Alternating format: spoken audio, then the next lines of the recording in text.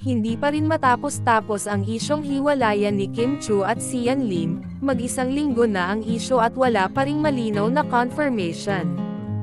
Marami pa rin kasing mga supporters ng dalawa, ang hindi kumbinsido sa pahayag ni Kim na sila pa rin ni Sian, at going strong ang kanilang relasyon. Mas marami pa ang lumalabas na dahilan sa kanilang isyo lalong-lalo na mismo si Sian Lim ay hindi ito kinumpirma na sila pa ba or hiwalay na talaga.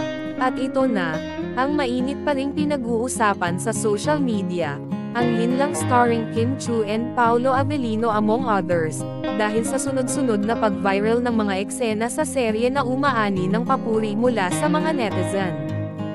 At ito ang dahilan kaya nagkaroon daw ng totohanan ang nararamdaman ni Kim at Paolo.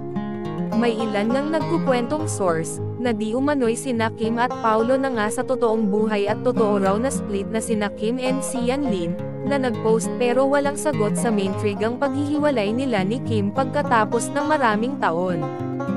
At true rin daw na split na sina Paolo at Janine Gutierrez. Well, di umano'y pa lang naman to. Kwento ng ibang reliable sources. Totoo naman na nakakagulat ang ginawa niya sa linlang ng mga eksena nila ni Paolo. Lalo na sa love scenes na aniya ay hindi naman niya kailangang i-discuss pa kay Sian. Pagdating sa trabaho wala kaming issue ni Sian. Hands off kami sa isa't isa. Nauna nang sinabi ni Kim nang tanungin namin kung may consent ba si Sian dito sabay tingin ni Paolo. Siya rin naman gagawa ng mga ganito. Mas dark pa, sabi pa ni Kim.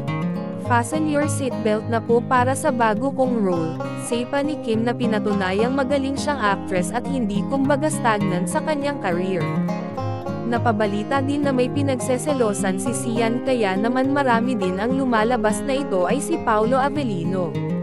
Naging sweet na umano ang dalawa na sina Paolo at Kim kahit walang camera.